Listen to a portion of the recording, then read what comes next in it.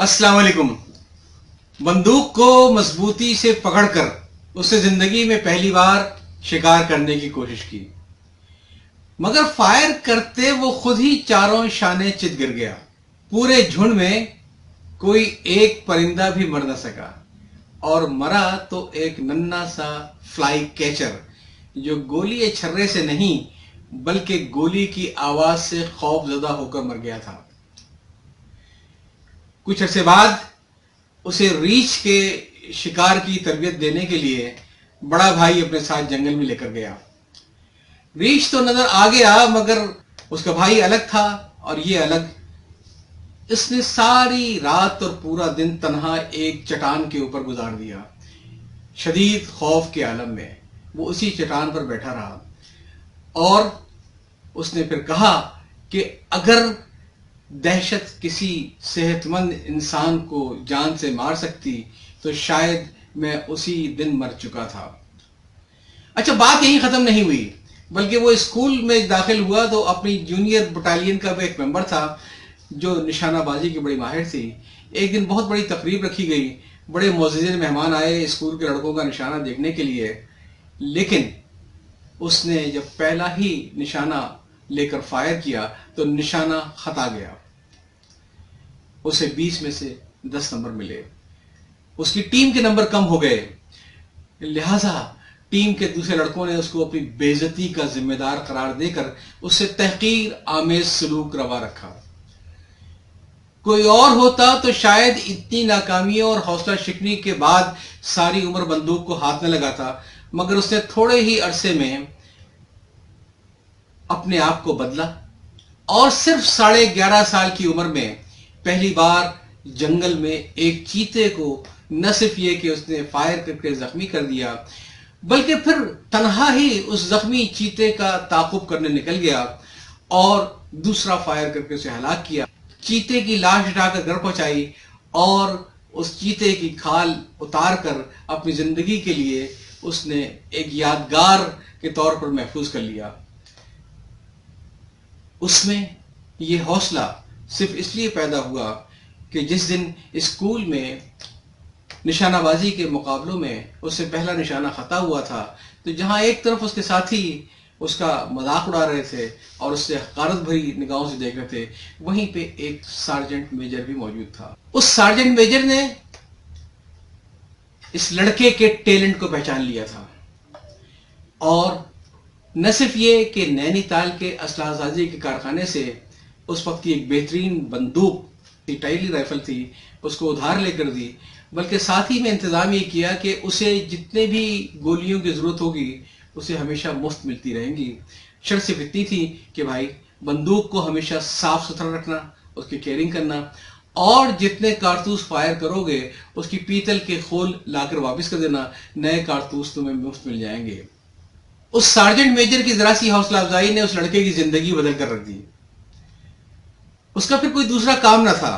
अपनी बंदूक को लिए वो जंगल जंगल मारा मारा फिरता था और छोटे बड़े हर किस्म के शिकार करता था। यूं हिंदुस्तान में एक बहुत ही अजीम शिकारी ने जन्म लिया, जिसे दुनिया आदमखोर शेरों के शिकारी जिम कॉर्बेट के नाम पर जानती थी। जिम कॉर्बेट की दास्तान हयात हाल ही में उर्दू जबान में शाये हुई है।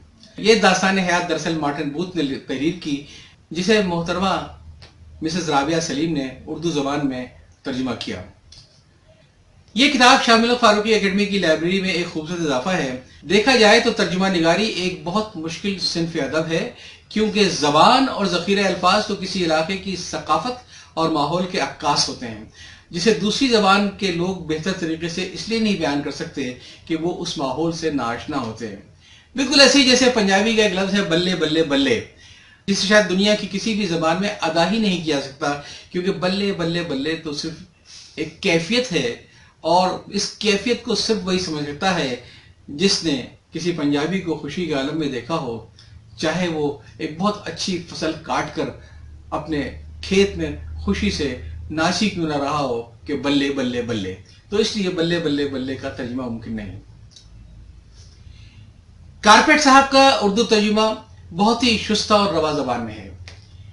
باوجود اس کے یہ داستان حیات آج سے 100 سال قبل کے نینی تال کے پس منظر لکھی گئی اردو ترجمہ واقعی بہت کمال کا ہے۔ اس کتاب میں جم کاربیٹ کے شکار کے علاوہ بھی بہت سارے حیرت انگیز واقعات ہیں۔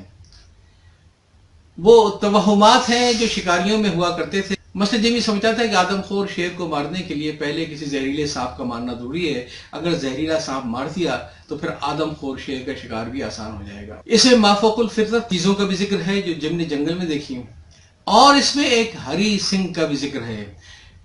ایک چیتے نے پنجہ مار کر ہری سنگھ کے پیٹ کو پھاڑ دیا تھا۔ اس کے پیٹ سے تمام آتیں نکل کر زمین پر گر پڑی تھیں۔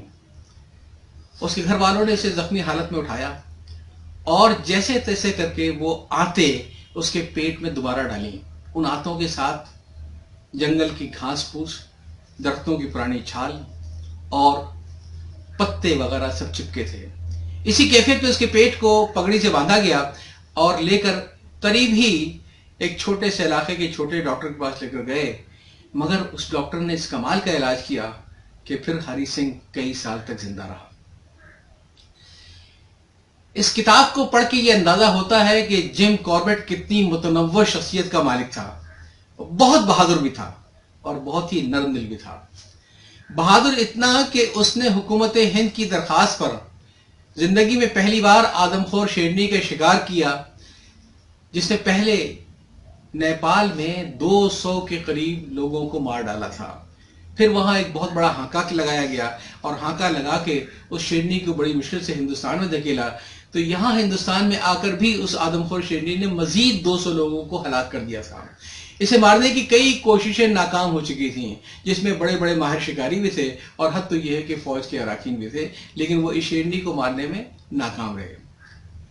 جم کاربیٹ نے یہ بیڑا اپنے ذمہ لیا، مگر شرط یہ لگائی کہ میں صرف اس شرط کے اوپر اس آدم خور شیرنی کا شکار کروں گا کہ اگر میں اس شکار میں کامیاب ہو گیا تو مجھے حکومت کی طرف سے کوئی انعام نہ دیا جائے، کیونکہ انعام لینے کا مطلب یہ ہوگا کہ میں شاید کرائے کا شکاری ہوں، جو کہ میں نہیں ہوں۔ جم کاربیٹ اتنا نرم تھا کہ ایک بار اس نے ایک شیرنی کا نشانہ لگایا، بندوق سیدھی کی اور وہ فائر ہی کرنے والا تھا کہ اس نے دیکھا کہ شیرنی کے ساتھ 2 چھوٹے بچے اور بھی تھے جو اسی 12 سنگیوں کو کھانے میں مصروف تھے۔ کاربیٹ نے اپنی بندوق نیچے کی، وہاں سے واپس آ گیا اور کہا کہ مجھے اپنے اس فیصلے پر زندگی میں کبھی نہ پچھتانا پڑا۔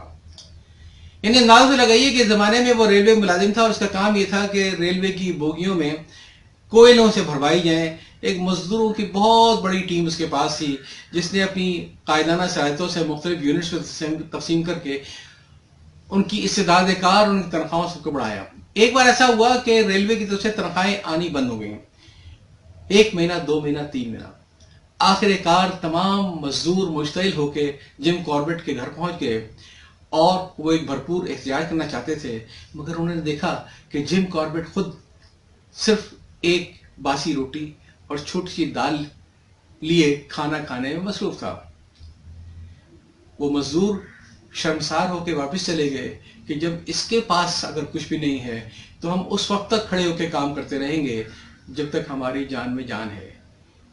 اور جم کاربیٹ بتاتا ہے کہ اس سے پہلے اس کے پاس زندگی کی جتنی بھی سیونگ تھی، زیادہ نہیں، صرف 150 روپے، وہ تمام پہلے ہی مزدوروں میں تقسیم کر چکا تھا ان کو بھوک اور فاقے سے بچانے کے لیے، اور جم کاربیٹ کے پاس اپنی سیونگ کچھ بھی نہ تھی۔